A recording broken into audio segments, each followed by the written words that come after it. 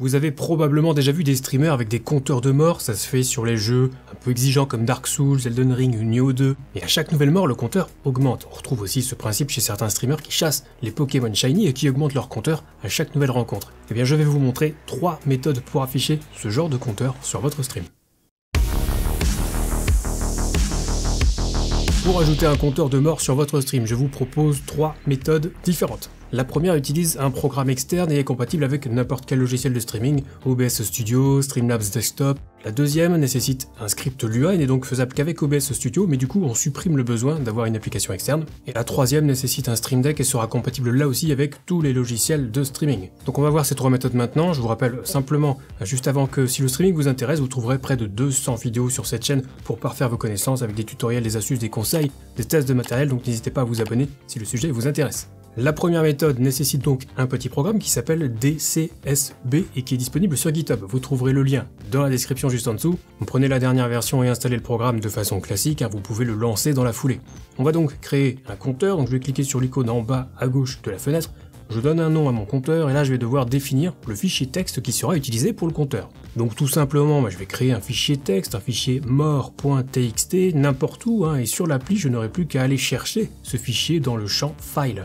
Ensuite je définis la valeur actuelle du compteur, donc moi je veux le faire démarrer de 0, donc je laisse 0, je peux définir le pas, je veux ajouter plus 1 à chaque fois, donc ici je vais laisser 1, et là déjà en appuyant sur les touches plus et moins de mon clavier, je peux augmenter ou diminuer le compteur. Pour changer ces raccourcis clavier, il suffit d'aller dans le menu Settings, onglet Keyboard. Pour augmenter le compteur, c'est le raccourci Increment, donc je double-clique sur le champ, je tape ma nouvelle touche de raccourci, je peux répéter l'opération avec Decrement pour diminuer le compteur, je choisis mon raccourci, c'est fini. Notez qu'on peut associer des effets sonores également. Exemple ici, je vais ajouter un effet que je vais nommer plus, je vais aller choisir un fichier MP3 qui correspond à mon effet sonore, je définis le raccourci clavier, et là du coup je vais prendre le même que celui pour augmenter mon compteur, comme ça. À chaque fois que mon compteur augmentera, mon son sera joué. Il ne reste plus qu'à ajouter le compteur sur OBS ou sur Streamlabs Desktop, tout simplement en ajoutant une source texte dans notre scène. Dans les propriétés de la source, on va ensuite cocher la case lire à partir d'un fichier, et aller chercher notre fichier mort.txt, et c'est tout. Si j'appuie sur mes raccourcis clavier, j'ai mon compteur de mort qui augmente ou diminue quasiment instantanément avec éventuellement le son que j'ai ajouté pour chaque raccourci. Alors notez qu'il faudra laisser l'application ouverte pour que le compteur soit fonctionnel, et au pire vous pouvez aller dans les options pour choisir de minimiser l'application dans la barre des tâches, comme ça elle ne vous gênera pas. La deuxième méthode nécessite un script pour OBS, et plus précisément un script Lua. Alors ceux qui suivent la chaîne en ont déjà entendu parler, et pour les autres je vous invite à regarder la vidéo que j'ai faite sur les scripts pour OBS, ça vous intéressera peut-être. Bref, la démarche est simple, je télécharge le script, je l'installe, je le configure, c'est fini. Pour télécharger le script, rendez-vous sur la page du script sur le forum d'OBS, vous trouverez le lien dans la description. Cliquez sur le bouton Download pour télécharger une archive .zip. Ouvrez l'archive et décompressez le fichier .lua qu'elle contient dans le répertoire par défaut des scripts d'OBS que vous trouverez à cet emplacement précis. En fait, vous pouvez mettre le script où vous voulez, moi je préfère le mettre avec les autres. Bref, vous pouvez maintenant aller sur OBS, on va ajouter une source texte toute simple dans notre scène. Ensuite, tout en haut, on va aller dans le menu Outils, puis Script. Et là, je vais cliquer sur le petit bouton plus pour ajouter un script. Je vais donc aller chercher mon script pointercount.lua. Ensuite, je vais définir le fichier texte pour mon premier compteur, donc je tape le nom exact de ma source texte créée au préalable et j'ai déjà mon compteur. Je peux ensuite associer des raccourcis clavier personnalisés en allant dans les paramètres d'OBS, menu raccourcis clavier. Je vais aller chercher les lignes qui correspondent au compteur, je définis les raccourcis pour augmenter, pour diminuer, pour remettre à zéro le compteur et voilà, c'est fini, j'ai mon compteur de mort opérationnel. La dernière méthode nécessite d'avoir un Stream Deck. Alors pas une alternative comme Touch Portal ou autre, non, le vrai Stream Deck puisqu'on va télécharger un plugin qui permettra donc de faire le compteur.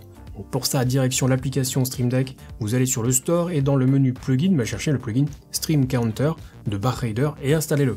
Retour sur l'interface de l'appli, vous devriez voir le menu BarRaider dans la colonne de droite avec l'action Stream Counter. Mais glissez, déposez simplement l'action sur une des touches de votre Stream Deck et vous pourrez ensuite configurer le compteur. Alors notez que là aussi il faudra créer un fichier texte, donc tout simplement je vais créer un fichier où je veux, et je pourrai ensuite le renseigner dans les réglages du compteur.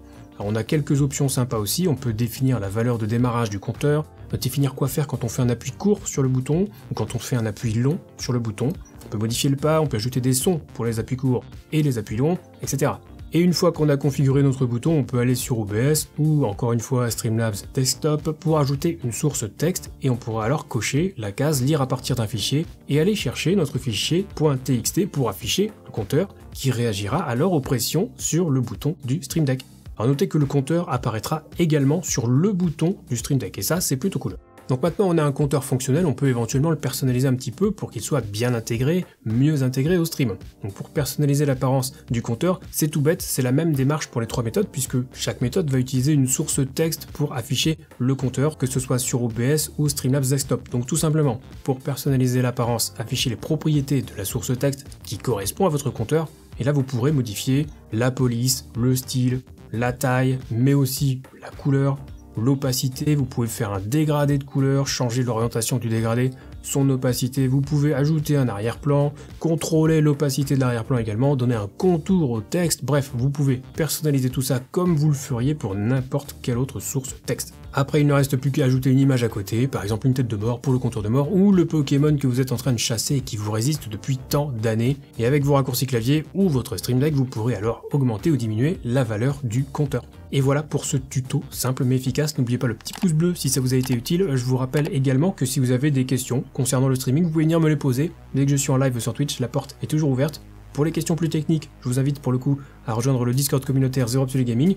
Lisez bien les règles du serveur pour bien débloquer les salons d'aide, on vous répondra au plus vite. Sur ce, c'est la fin de cette vidéo, on se retrouve très vite pour la prochaine et d'ici là, bon stream.